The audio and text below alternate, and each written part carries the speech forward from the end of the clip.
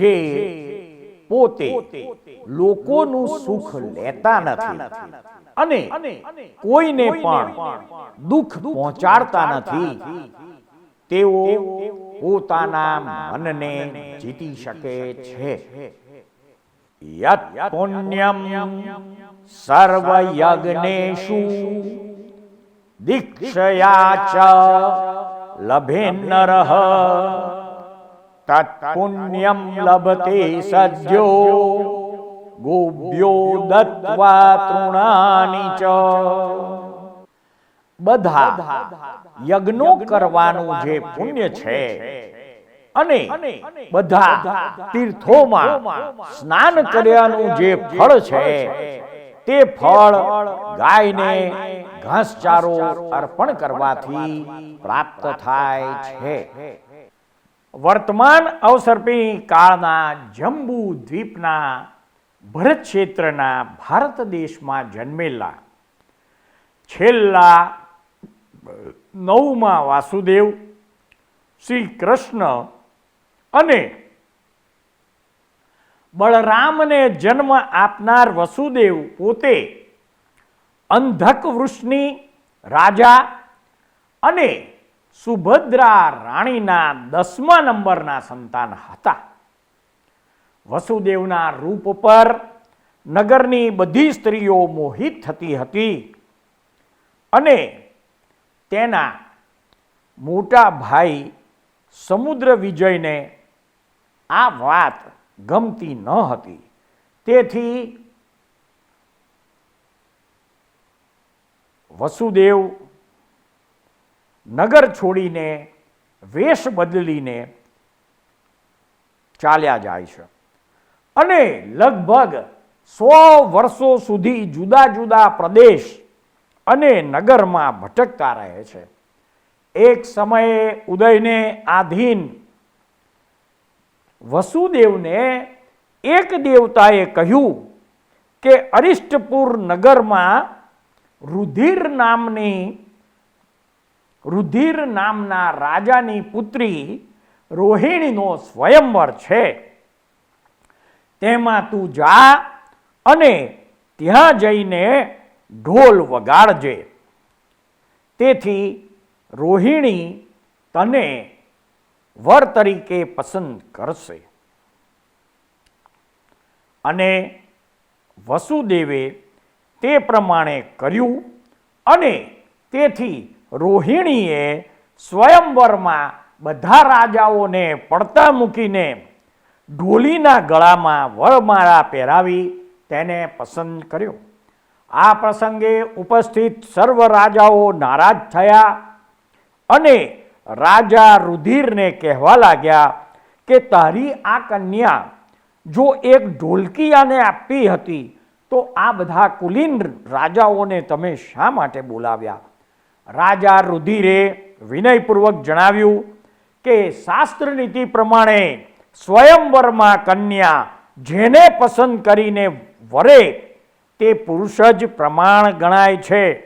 છતાં રુધિર રાજાએ કહ્યું કે આપણે તેનું કુળ પૂછીશું. ત્યારે વસુદેવે કહ્યું કે મારા કુળ વિશે પૂછવાનો અવસર નથી. આ કન્યા સ્વયં મને વરી, તેથી જેવો તેવો પણ હું તેને યોગ્ય જ છું અને મને વરેલી આ કન્યાને જે રાજા સહન કરી શકશે નહીં અને આ કન્યાનું હરણ કરવાની ઈચ્છાથી મારી સામે આવશે તેને મારી ભુજાનું બળ બતાવીને હું મારા કુળનો પરિચય કરાવીશ.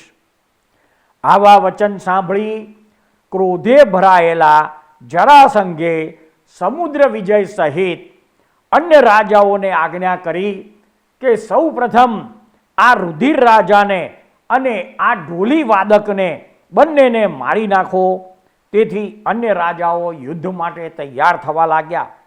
તે સમયે દધીમુખ નામના ખેચરપતિએ પોતે સારથી બની રથ લઈ આવ્યા અને વસુદેવને તે રથમાં બેસાડ્યા. પુણ્યના બળે વેગવતીની માતા અંગારવતીએ જે ધનુષ્યાદિ શસ્ત્રો આપ્યા હતા તે ધારણ કરી વસુદેવે બધા રાજાઓ માં શત્રુંજય, દંતવક્ર, શલ્ય જેવા અનેક રાજાઓને હરાવી દીધા. ત્યારે જરાસંઘે સમુદ્ર વિજય રાજાને યુદ્ધ કરવા માટે મોકલ્યા. સમુદ્ર વિજય રાજા સાથે લાંબા સમય સુધી યુદ્ધ ચાલ્યું. ત્યારે સમુદ્ર વિજય રાજા પણ વિચારવા લાગ્યા કે આ ઢોલી કોઈ સામાન્ય યોદ્ધો નથી. તે સમયે વસુદેવે એક અક્ષર સહિત બાણ સમુદ્ર વિજય તરફ ફેંક્યું અને તેના ઉપર લખેલું કે કપટથી નીકળી ગયેલો તમારો બંધુ વસુદેવ તમને નમસ્કાર કરે છે.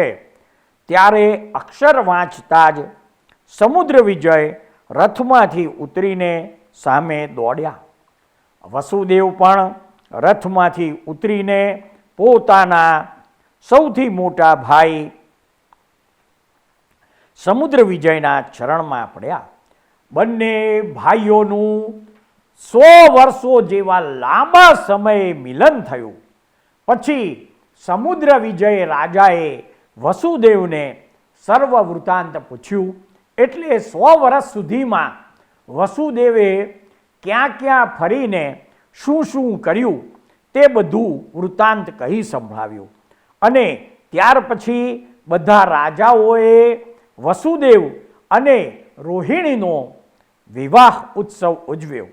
વસુદેવ અને રોહિણીના સફળ દાંપત્ય જીવનના પરિપાક સ્વરૂપે લલિતનો જીવ મહાશુક્ર દેવલોકમાંથી ચ્યવીને રાત્રે રોહિણીના ઉદરમાં આવ્યો અને તે સમયે રાત્રિએ બળરામના જન્મને સૂચવનારા એવા હાથી, સમુદ્ર, સિંહ અને ચંદ્ર એવા 4 સ્વપ્નો પોતાના મુખમાં રોહિણીએ પ્રવેશતા જોયા. ગર્ભકાળ પૂરો થયા પછી ચંદ્ર જેવા શ્રેષ્ઠ પુત્રને જન્મ આપ્યો. વસુદેવે તેનું નામ બળભદ્ર પાડ્યું. ગુરુજનોની પાસે બળભદ્ર ધીમે ધીમે સર્વ કળાઓ શીખવા લાગ્યો. થોડા સમય પછી કંસની આજ્ઞાથી વસુદેવ મૃતિકાવતી નગરીના રાજા દેવકની કન્યા દેવકીને પરણવા મૃતિકાવતી નગરમાં જાય છે અને પૂર્વજન્મના પુણ્ય બળે દેવકી સાથે લગ્ન થાય છે. વસુદેવ, કંસ, દેવકી બધા મથુરા નગરીમાં પાછા આવે છે અને ખુશાલીમાં મોટો મહોત્સવ કરે છે. ઉત્સવ સમયે કંસના અનુજબંધુ અતિમુક્ત મુનિ તપસ્યાથી કૃશ અંગવાળા હોવા છતાં કંસને ઘેર પારણા માટે આવે છે. તે વખતે મદિરાને વશ થયેલી કંસની પત્ની જીવદશા મુનિને કંઠે વળગી નૃત્ય અને ગાયન કરવા મુનિને જણાવે છે. ત્યારે મુનિ કહે છે કે જેને નિમિત્તે આ ઉત્સવ થઈ રહ્યો છે તે વસુદેવનો 7મો ગર્ભ તારા પતિનો અને તારા પિતાનો હણનાર થશે. આવા મુનિના કઠોર વચન સાંભળી ભયથી કંસની પત્ની જીવ યશા મુનિને છોડી દે છે અને તત્કાળ કંસની પાસે જઈ પતિને સર્વ વૃત્તાંત જણાવે છે. કંસે આ વાત જાણી પોતાના મિત્ર એવા વસુદેવને ફોસલાવી પટાવી વિનંતી કરી કે તારા અને દેવકીના 7 બાળકો જન્મતા જ મને સોંપવા. વસુદેવ અને દેવકી ભોળપણમાં કંસની ચાલ ઓળખી શક્યા નહીં અને વસુદેવે કંસને વચન આપી દીધું.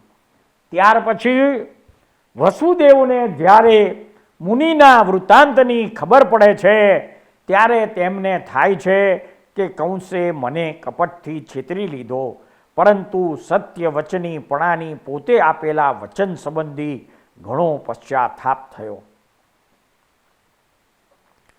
આમ છતાં કંસ જાણતા હતા, તેથી કંસે વસુદેવને બંદીવાન બનાવી દીધા અને આ વાતનો ઉગ્ર વિરોધ કરનાર પોતાના પિતા ઉગ્રસેનને પણ કારાવાસમાં બંધનમાં મૂકી દીધા. એ સમયમાં બદ્દિલપુરમાં નાગ નામનો એક શેઠ રહેતો હતો અને સુલસા નામે તેની પત્ની હતી. તે બંને ઘણા ધાર્મિક અને ભક્ત હતા. સુલસાના સંબંધમાં અતિમુક્ત નામના ચારણ મુનિએ કહેલું કે આ સ્ત્રી માત્ર મૂત પુત્રોને જ જન્મ આપશે. તેથી સુલસાએ નૈગમેશી દેવની આરાધના કરી અને તેને પ્રસન્ન કરી તથા દેવતા પાસે પુત્રની યાચના કરી. તેથી દેવતાએ અવધિ જ્ઞાનથી જાણીને સુલસાને કહ્યું, કંસ પોતાના હણનારને મારવાને માટે દેવકીના જન્મ આપનારા બાળકો માંગ્યા છે. હું તને એ બાળકો અર્પણ કરીશ અને તારા મૃત જન્મેલા બાળકોને હું મારી વિદ્યાથી દેવકી પાસે મૂકી આવીશ. ત્યાર પછી દેવકી એક પછી એક 6 પુત્રોને જન્મ આપે છે અને સુલસાને પ્રસન્ન થઈને આપેલા નહીં ગમીશી દેવ તે 6 પુત્રો સુલસાને સોંપી દે છે અને સુલસાના 6 મૃત પુત્રો દેવકીને સોંપે છે અને કંસ પથ્થરની શિલા ઉપર પછાડી આ 6 પુત્રોને મારી નાખ્યાનો સંતોષ પામે છે. પેલી બાજુ સુલસાના 6 પુત્રો જેના નામ અનિક્યસ, અનંતસેન, અજિતસેન, નિતહારી, દેવયશા અને શત્રુસેન એવા નામથી સુલસાને ઘેર ઉછળતા હતા. પરંતુ વસુદેવ અને દેવકીને આ દેવે કરેલી કરામતની ખબર ન હતી. તેઓ તો એમ જ માનતા હતા કે અમારા જન્મેલા 6 પુત્રોને કંસે પથ્થરની શિલા ઉપર પછાડીને મારી નાખ્યા છે.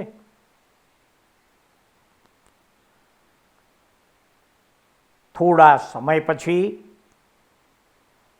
ગંગદત્તનો જીવ મહાશુક્ર દેવલોકમાંથી ચ્યવીને દેવકીની કુક્ષીમાં આવે છે અને તે સમયે દેવકીએ સિંહ, સૂર્ય, અગ્નિ, હાથી, ધ્વજ, વિમાન અને પદ્મ સરોવર એવા 7 સ્વપ્ન જોયા. અને ગર્ભકાળ પૂરો થયા પછી 9 મહિના 7 દિવસ પછી શ્રાવણ વદ 8મની મધ્યરાત્રિએ શ્યામ વર્ણવાળા એક પુત્રને જન્મ આપ્યો. પુત્રના જન્મના જ પ્રભાવથી કંસે બંદીવાનમાં રાખેલા સર્વ ચોકીદારો જાણે કોઈએ મોહિની કરી હોય તેમ નિંદ્રાવશ બની જાય છે અને બંદી ખાનાના તાળાઓ આપોઆપ તૂટી જાય છે. ત્યારે દેવકી વસુદેવને કહે છે કે તમે આ બાળકને નંદના ગોકુળમાં લઈ જાઓ અને વસુદેવ શીઘ્રતાથી તેને વાંસના ટોપલામાં મૂકી ઝડપથી યમુના નદી પાર કરી નંદને ઘેર મૂકી આવે છે. અને તે સમયે નંદની પત્ની યશોદાએ જે પુત્રીને જન્મ આપેલ તે પુત્રીને લઈને પાછા આવી દેવકીની પડખે મૂકી દે છે. જ્યારે કંસના ચોકીદારો નિંદ્રામાંથી જાગે છે અને શું જન્મ્યું એમ પૂછતા અંદર આવે છે. ત્યાં પુત્રી જન્મેલી જોઈ તેને લઈ કંસ પાસે ગયા. કંસે વિચાર્યું આ સ્ત્રી મારું શું બગાડી શકશે એમ ધારી બાળકીની એક બાજુની નાસિકા છેદીને તેને દેવકીને પાછી સોંપી. આ બાજુ ગોકુળમાં નંદરાજાને ઘેર વર્તમાન અવસર્પિણી કાળના છેલ્લા વાસુદેવ શ્રી કૃષ્ણ ઉછરવા લાગ્યા. દેવકી પોતાના સંતાનને જોવા માટે આકુળ વ્યાકુળ થાય છે અને 1 મહિના પછી વસુદેવ સાથે વાર્તાલાપ કરી ગાયોની પૂજાના બહાને સ્ત્રીઓની સાથે ગોકુળમાં જઈને પુત્રને જોવા જાય છે. એક સમયે યશોદા અને નંદ વગરના એકલા રહેલા કૃષ્ણને મારવા માટે શકુની અને પૂતના નામની વિદ્યાધરીઓ પોતાના પિતાનું પૂર્વ જન્મનું વેર લેવા ત્યાં આવે છે. શકુની વિદ્યાધરીએ ગાડા ઉપર બેસી કૃષ્ણને દબાવવા તથા પૂતનાએ વિષથી લિપ્ત કરેલા પોતાના સ્તનને કૃષ્ણના મુખમાં આપ્યું, પરંતુ કૃષ્ણના સાનિધ્યમાં રહેલા દેવતાઓએ તે જ ગાડા વડે પ્રહાર કરીને તે બંને વિદ્યાધરીઓને મારી નાખી. ત્યાર પછી અવાજ થતાં નંદ અને યશોદા ત્યાં આવે છે, ગાડાને વિખરાયેલું જુએ છે. ત્યાર પછી નંદ યશોદાને સૂચના આપે છે કે કોઈ પણ સંજોગોમાં બધા કામો ભલે અધૂરા રહે પણ કૃષ્ણને તમારે કદી એકલો ન મૂકવો. ત્યાર પછી યશોદા હંમેશા તેનું ધ્યાન રાખતી. કૃષ્ણ તોફાની હોવાથી તેના પેટ ઉપર દોરડી બાંધી તે દોરડીનો છેડો એક મોટા ખાંડણિયા સાથે બાંધતી. તેથી અન્ય ગોપબાળો તેને દામોદર કહીને બોલાવતા. ત્યાર પછી એક સમયે એક વિદ્યાધર અર્જુન જાતિના 2 વૃક્ષ રૂપે તેને મારવા માટે આવ્યો, પરંતુ કૃષ્ણએ પોતાના સહાયક દેવતાઓના નિમિત્તે હાથીના બચ્ચાની જેમ અર્જુન વૃક્ષોને ભાગી નાખ્યા. તે વખતે પણ યશોદા અને નંદ ઘણા ગભરાઈ ગયેલા. તેમ છતાં યશોદા પોતાના બાળકને ઉત્સંગમાં ધારણ કરી ચુંબનો કરી ખૂબ હાલ વરસાવે છે. આ બધા પરાક્રમ જાણી કૃષ્ણની રક્ષા માટે વસુદેવ રોહિણી સહિત બળભદ્રને બોલાવી ત્યાં ગોકુળમાં યશોદા સાથે રહેવા મોકલી આપે છે. અને બલરામ અને કૃષ્ણ ત્યાર પછી બાલ્યાવસ્થામાં ગાયોની રખવાળી કરતા કરતા અનેક કળાઓ શીખે છે. તે સમયે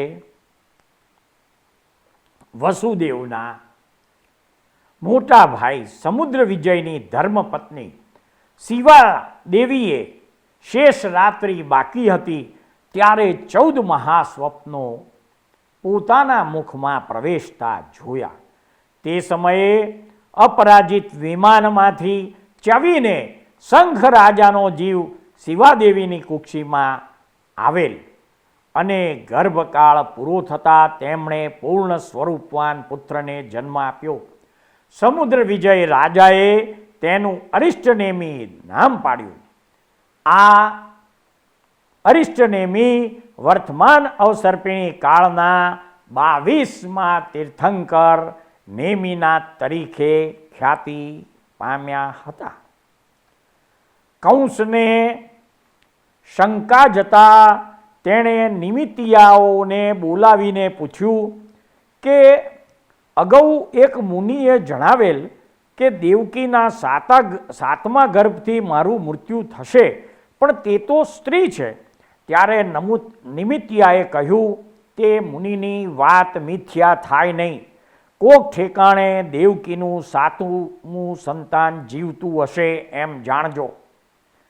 જે વ્યક્તિ તમારા અરિષ્ટ નામના બળદને, કેશી નામના મહાન અશ્વને, દુદાંત એવા ખર અને મેષને મારનાર થશે, તથા જે કળીનાગને નાચશે તથા ચારુણ મલ્લનો વધ કરશે અને તમારા પદ્મોત્તર નામના હાથીને મારશે, તે જ વ્યક્તિ તમારો વધ કરનાર થશે. ત્યાર પછી કંસે આ વાત જાણીને પોતાના અરિષ્ટ નામના બળદને વૃંદાવનમાં છૂટો મૂક્યો અને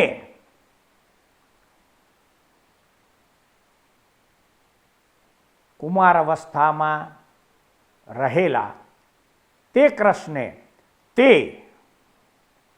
બળદને બે શિંગડા બે હાથે પકડી જમીન પર પછાડીને મારી નાખ્યો. ત્યાર પછી કંસે નિમિત્યાની વાણી સાચી છે કે નહીં તે જાણવા માટે કેસી નામના મહાન અશ્વને પણ વૃંદાવનમાં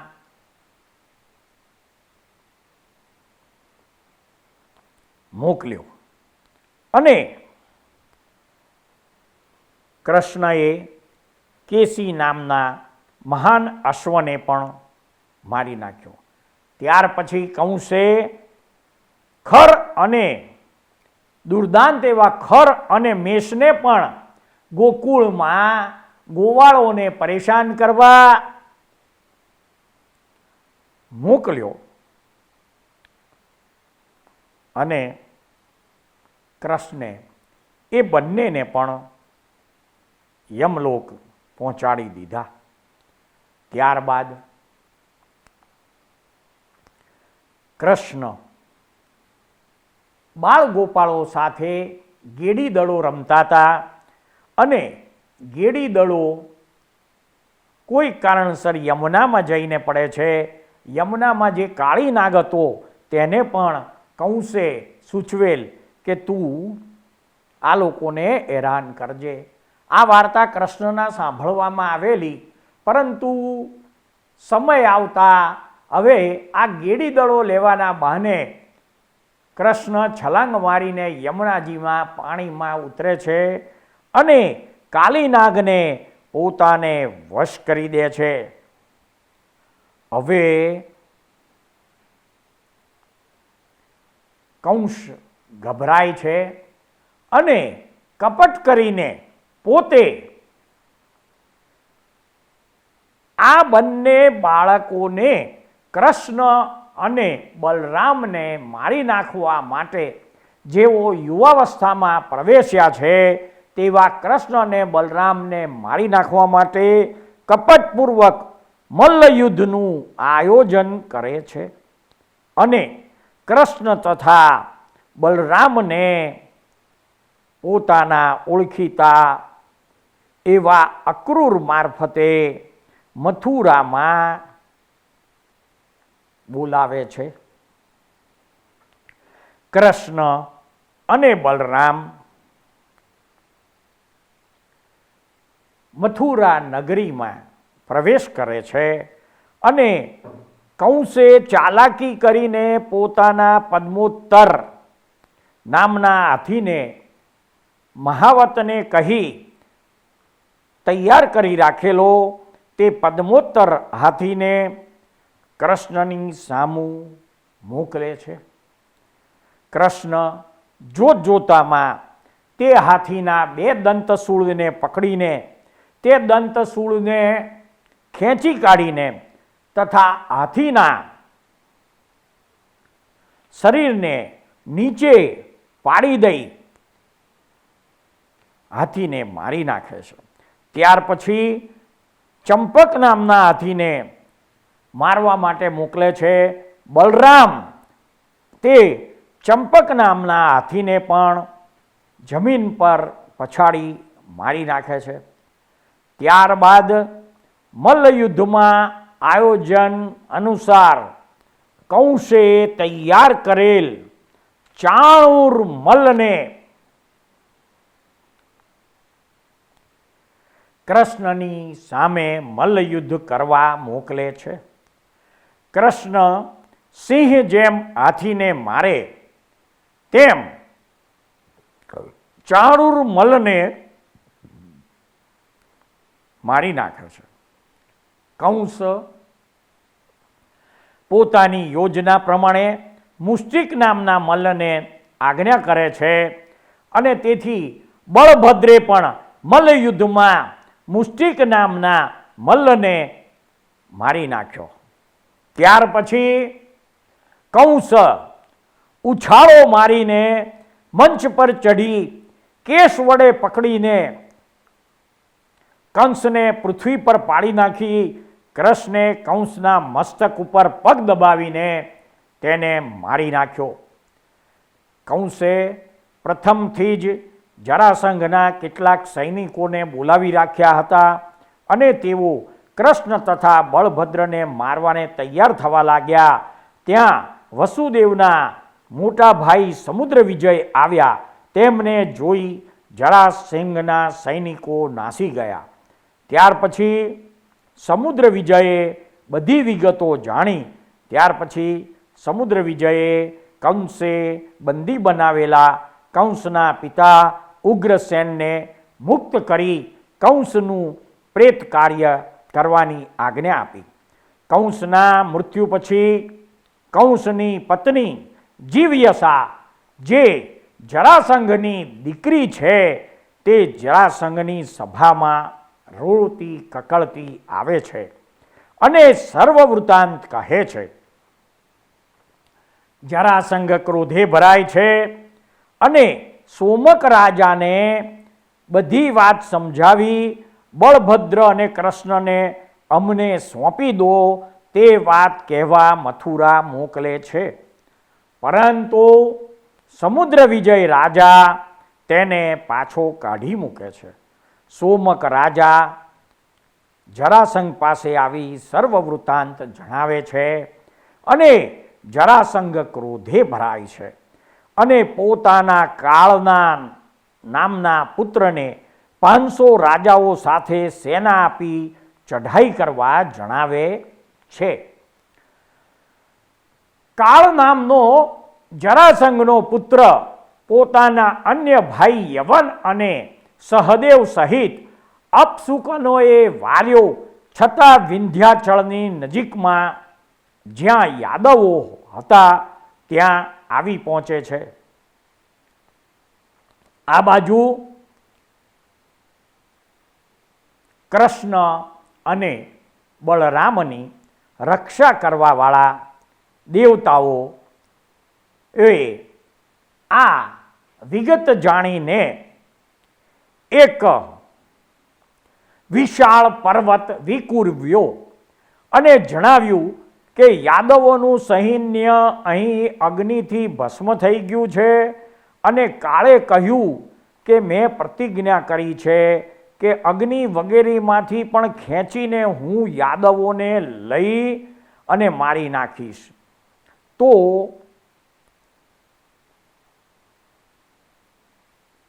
તે આ દેવતાઓએ વિકુરવેલ પર્વત અને અગ્નિમાં ઢાલ તરવાર સહિત કૂદી પડ્યો અને જોત જોતામાં મૃત્યુ પામ્યો. તે વખતે સૂર્યાસ્ત થઈ ગયો હતો, તેથી યવન અને સહદેવ ત્યાં જ રહ્યા. સવારે જોયું તો ત્યાં પર્વત કે ચિતા કશું જ ન હતું. આ બાજુ હેરિક લોકોએ કહ્યું કે યાદવો તો અહીંથી ઘણા દૂર ચાલ્યા ગયા છે. પછી યવન અને સહદેવ પાછા આવી કાળના મૃત્યુના સમાચાર જરાસંઘને જણાવે છે. જરાસંઘ પોતાના પ્રિય પુત્ર કાળના મૃત્યુથી ઘણો શોક અનુભવે છે. ત્યાર પછી યાદવો ઘણે આગળ જાય છે અને ત્યારે પૂર્વજન્મના પુણ્ય બળે ઇન્દ્રની આજ્ઞાથી 12 યોજન લાંબી અને 9 યોજન વાળી રત્નમય નગરી બનાવવા કુબેરને આજ્ઞા કરે છે. અને ત્યાર પછી કૃષ્ણ દ્વારકા નગરી બન્યા પછી સત્યભામાને પરણે છે. હવે સત્યભામા સાથે પરણ્યા પછી થોડા સમય પછી એક ઘટના બને છે કે રૂકમણીના ભાઈ રૂકમીએ રૂકમણીનો વિવાહ શિશુપાલ સાથે કરવાની યોજના બનાવી હતી. સૃષ્ટિના અદ્ભુત રહસ્યો નામાભિધાનથી અલંકૃત થયેલી ધારાવાહિક કથા ના આ એપિસોડને શાંતિથી ધીરજપૂર્વક સાંભળનાર પ્રત્યેક શ્રોતાનો તથા આ એપિસોડ નિહાળનાર પ્રત્યેક દર્શકોનો અમો સાચા અંતસ્કરણપૂર્વક ખૂબ ખૂબ આભાર માનીએ છીએ. જય સચ્ચિદાનંદ.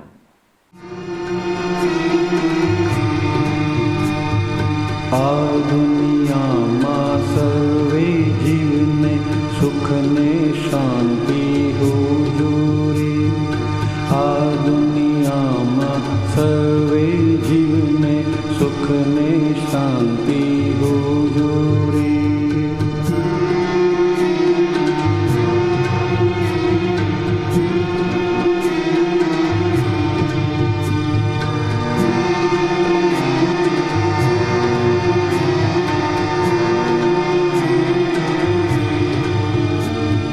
મનથી પણ કોઈ જીવનું બુરો વિચારે ના હોજો રે.